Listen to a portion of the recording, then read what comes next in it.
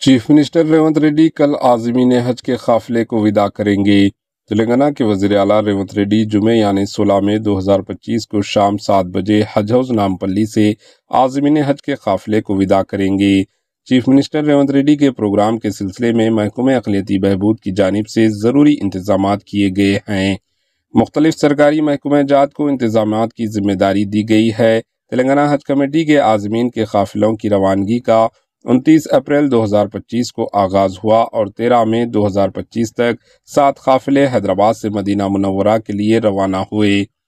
16 مئی سے عازمین کے قافلے جدہ روانہ ہوں گے اور چیف منسٹر ریونت ریڈی حالت احرام میں روانہ ہونے والے عازمین کے پہلے قافلے کو حج ہاؤس سے وداع کریں گے۔